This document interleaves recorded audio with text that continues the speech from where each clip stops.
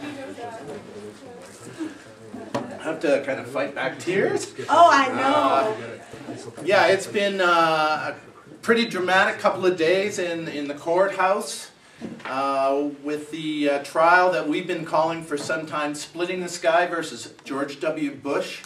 Welcome, everyone. My name is Anthony Hall, Tony Hall. I'm Professor of Globalization Studies at the University of Lethbridge.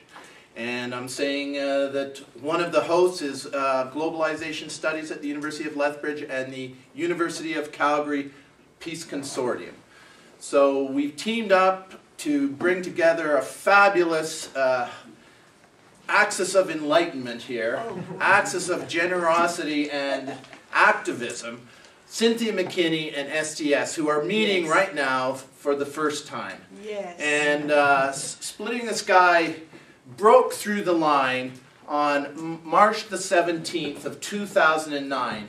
And this changed everything in a way, because from articulating all our principles that George Bush is such an apparent war criminal, that he is the most obvious war criminal on the planet. If this man can be allowed to go around and give public lectures, and you know, the fact that he would choose Calgary as this first public lecture should be a point of big concern for this city. That the reality is much of the economy and politics of this city is essentially organized in a colonial way, with Houston and Dallas as the capital. The oil and gas industry is core and is infiltrated through the military-industrial complex, the national security system.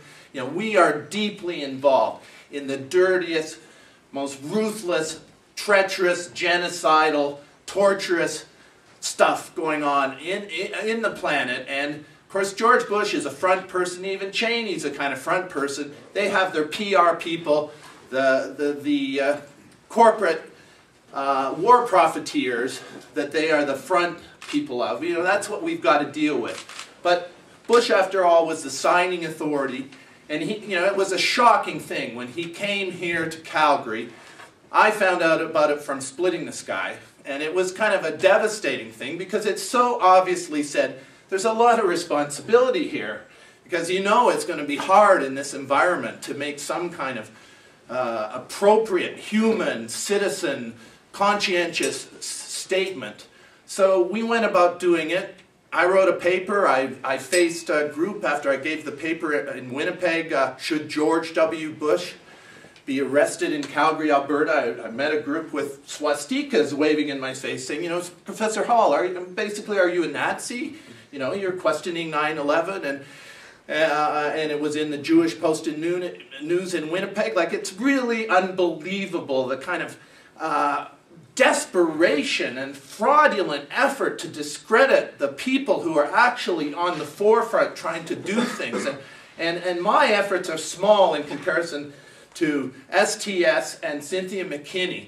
Last November, I got from Annie Michon a Facebook message. We're going to have essentially a 9/11 truther meeting in Paris, and we'll call it Vers la Vérité.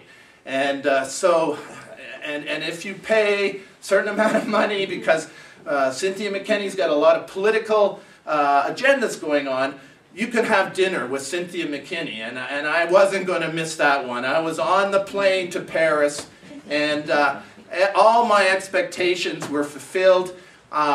We look at YouTubes. We look at the internet. We obviously, everybody in this room is not getting their news from CBC, from CanWest Global, from the Globe and Mail. We see the internet, we use the internet, and we've got like giants of the internet in this room, of YouTube. Cynthia McKinney's spectacular array of YouTubes, the most famous one that caught my heart and soul was Ms. McKinney face-to-face, Congresswoman McKinney face-to-face with Donald Rumsfeld, the only person I've seen actually asking the appropriate questions. Where did the 2.3 trillion go that you announced just happened to be on September 10th, 2001? What a coincidence. Hey, I wonder why people haven't heard of this. Maybe that would be a good news thing to lay that news in the day before 9/11. Was 9/11 an inside job? Well, we're not Alex Jones here. We have our own approaches to things. But, you know, this is the country that produced Peter, Dale, Scott, The Road to 9/11. So this is just a historic moment in this city, in this country, and in the world.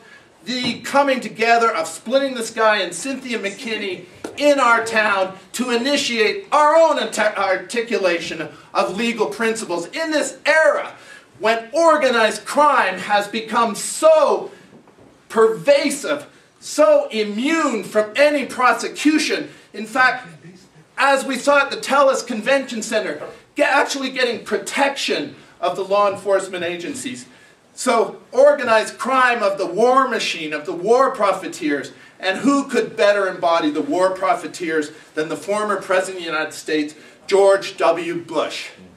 So with those introductory remarks, and we're Ustreaming live to the world, and you can imagine in the next few minutes, the emails are going to start flying around because we have got superstars for you here tonight, and yet humble people, and thanks for coming. Like, it's wonderful to see this room full up, and this is the hardcore. This is the soul of Calgary. This is the soul of our future, our hopes for the future. So Cynthia, could I invite you up and Yes. and take it away? Thanks.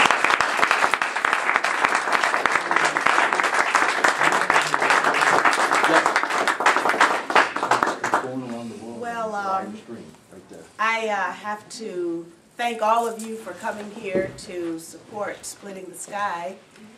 And it's not often that we have the opportunity to be in the presence of great and historic figures.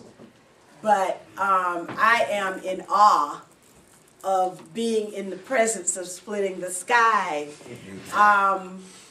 I have learned so much just in the last few weeks about his history, who he is. You all here in Canada get a chance to be with him and see him all of the time. This is my first time meeting Splitting the Sky, and thank you so much for being here to support him as I am myself. I've had an interesting week. I started, this is the 9th, so March 1st, 2nd, and 3rd, I was in Barcelona, Spain, because I have been asked to serve as a juror on the Bertrand Russell Peace Foundation's Tribunal for Palestine.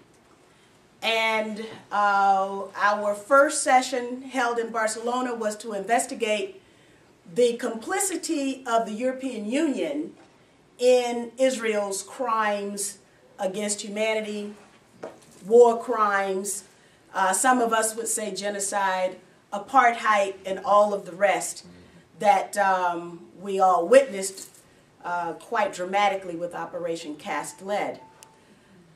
On the 4th of March, I traveled to Brussels, where I spent the evening with about 600 Congolese who came from all over Europe to hear presentations from Charles Onana, an investigative journalist, myself, and a professor who is Congolese, a professor who lives in Brussels.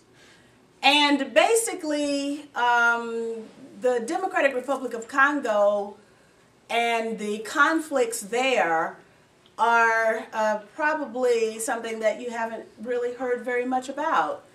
Sadly, we've had 6 million people to die. And there's the kind of impunity that exists with respect to the respect for human rights in Congo,